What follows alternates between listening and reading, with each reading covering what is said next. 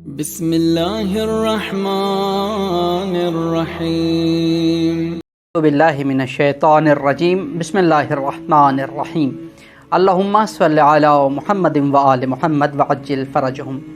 ہمارے ایک اور سیگمنٹ بنام ثواب الاعمال و احکام الاعمال کا آج کا موضوع محمد و آل محمد علیہ السلام کے ساتھ جنت میں ہم نشینی کی 3 شرائط۔ ان 3 شرائط کا اندازہ ہمیں ایک واقعہ سے ہوتا ہے، اور اس واقعہ کا مفہوم کچھ اس طرح سے ہے کہ ایک دن رسول خدا کی بارگاہ میں عرب کے دور دراز علاقے میں رہنے والا مسلمان حاضر ہوا اور آ کر کہنے لگا، یا رسول اللہ، جتنے بھی واجبات دینی ہیں ان میں سے صرف میں نماز کو ادا کرتا ہوں، اس لیے کہ روزہ رکھنے کے لیے میرا جسم مجھے اجازت نہیں دیتا۔ میں بیماریوں میں مبتلا ہوں جس کی وجہ سے میرے جسم میں اتنی سکت نہیں کہ میں روزے کی سختی کو برداشت کر سکوں۔ حج میں اس لیے ادا نہیں کر سکتا کہ میں استطاعت مالی نہیں رکھتا۔ زکوٰۃ میں اس لیے نہیں دیتا کہ میرا نصاب زکوٰۃ کی حد کو نہیں پہنچتا۔ جہاد میں اس لیے نہیں کر سکتا کہ میں استطاعت جہادی نہیں رکھتا۔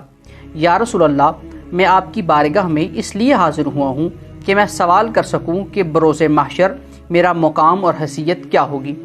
ہم قربان جائیں رسول خدا کے جواب پہ کہ رسول خدا نے اس کی امید کو توڑا نہیں۔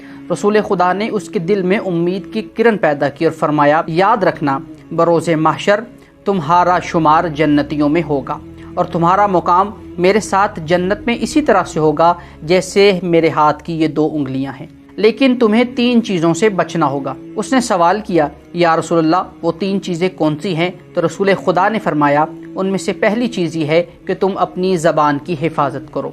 جب بھی تم کلام کرنے لگو اس سے پہلے یہ سوچو کہ اس کلام کرنے میں رضائے پروردگار شامل حال ہے یا نہیں۔ آیا میرا یہ کلام کسی کی دل آزاری کا سبب تو نہیں بنے گا؟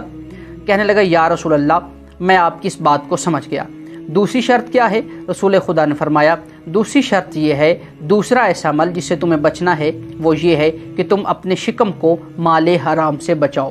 تم اپنے شکم میں ایسے مال کو جگہ نہ دو کہ جو دوسروں کا غصب کیا ہوا مال ہو۔ کہنے لگا، یا رسول اللہ، میں آپ کی اس بات کو بھی سمجھ گیا۔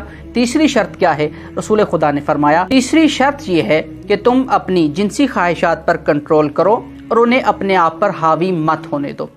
اگر تم نے اپنی جنسی خواہشات پہ کنٹرول کیا، اپنی زبان کی حفاظت کی اور اپنے شکم کو مال حرام سے بچا لیا، تو میں وعدہ کرتا ہوں کہ تمہارا مقام میرے ساتھ جنت میں ایسے ہوگا جیسے میرے ہاتھ کی یہ 2 انگلیاں ہیں۔ سامعین و ناظرین، ہمیں اس انتہائی مختصر مگر جامع ترین واقعہ سے ایک خوبصورت نتیجہ ملتا ہے، اور وہ نتیجہ یہ ہے کہ اگر ہم اپنی جنسی خواہشات پر کنٹرول کریں، اپنے شکم کو مال حرام سے بچائیں اور اپنی زبان کی حفاظت کریں، تو ہمارا شمار بھی محمد و آل محمد کے ساتھ ہو سکتا ہے۔ لہٰذا ہم پروردگار عالم سے دعا گو ہیں کہ پروردگار عالم ہمیں تمام برائیوں سے دور رہنے کی توفیق عطا فرمائے، تاکہ ہمارا شمار محمد و آل محمد کے ساتھ ہو سکے۔ والسلام علیکم ورحمۃ اللہ وبرکاتہ۔